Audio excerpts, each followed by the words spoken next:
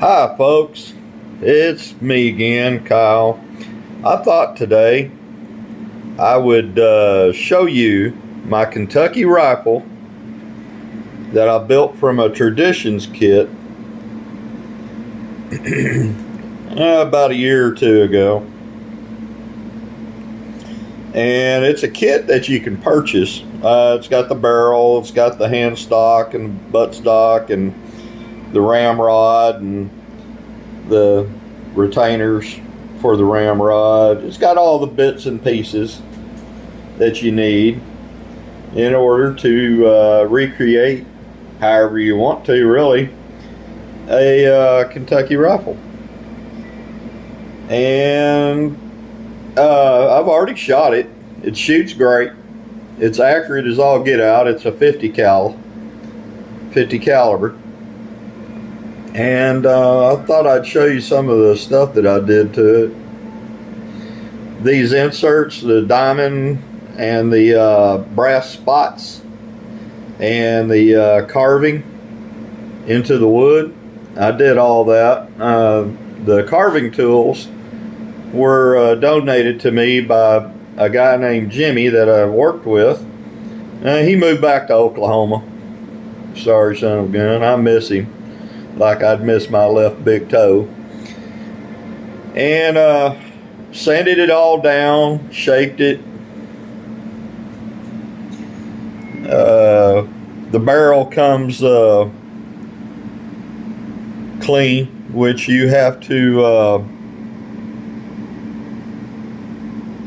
blue it yourself. Now I browned mine instead of bluing. I browned mine, so it's got that old antique look to it.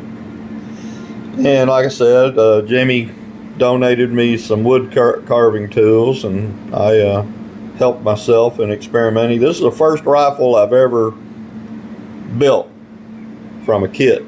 Okay.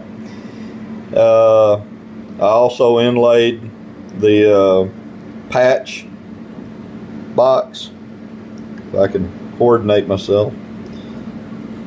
That opens up, and there's my patches inside.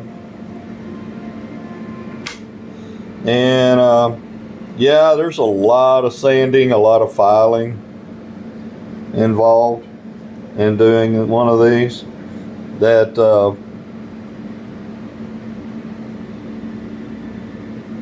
I forget what type of wood it was, but it was hard as a rock.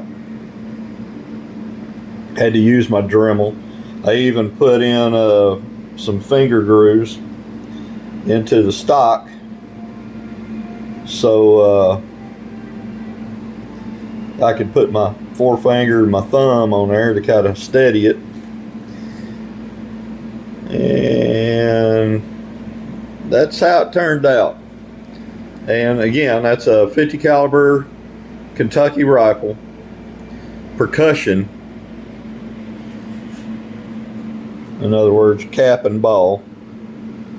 Let's see if I can do this. Cap and ball.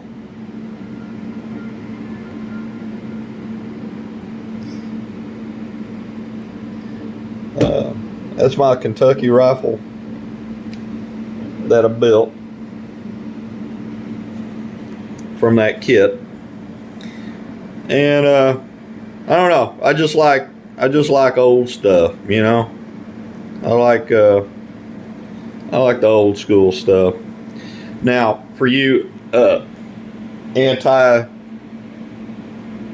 Amendments out there, this was the battle rifle of that day that whooped the British butt so bad because, well, it was rifled. The barrel was rifled. And so instead of being a smooth bore, the rifle barrels could reach out and touch those British a lot further away. You know, listen to Johnny Horton's song, The War of 1812. It's a funny song. I'll probably get me another kit, probably the pistol, Kentucky pistol kit and do it much the same way.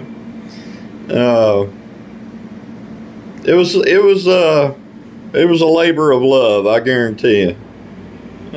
There's that stupid hardtack in the picture again. I already explained about it. And there's my pistol again. Yeah. I didn't do it on the stovetop review this time. I just did it this way. Black powder. I'll shoot black powder or the black powder substitute in it. Right now the name escapes me. But anyway, I can actually cast balls for this thing.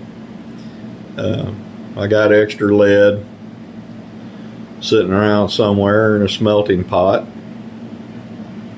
There's my knife stone. But yeah, I thought I would show you this and tell you, if you've never done this before, be prepared to take your time, be patient, and as long as you don't hack it up too bad, it ought to last you forever. Just follow the instructions and take your time. It did not come with that patch box. I had to order that from a place called Dixie Gun Works. And there's a lot of filing and a lot of sanding and a lot of polishing involved to put that patch box in there. And then you got to sand the wood to meet it. And I've got some messed up areas here and there, as you can see. And for old time's sake, I kind of dent and dinged it up a little bit with hammer and some other things to make it look like it was used and has been used and but lovingly taken care of. I guess I'll show you the other side.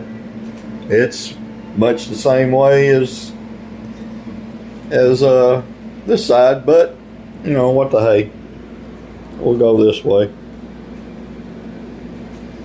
Yeah, there it is. It's in the picture now.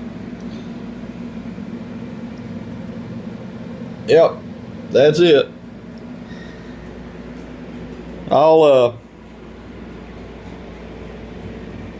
try to show some of my other stuff when I get time. But I've had this for a while, and like I said, I've shot it, and it's a lot of fun. There's a big plume of fire and smoke that comes out of the dragon's mouth on the end. But as I said before, I love things that go boom. And it does go boom. I'll talk to you later, folks. Bye.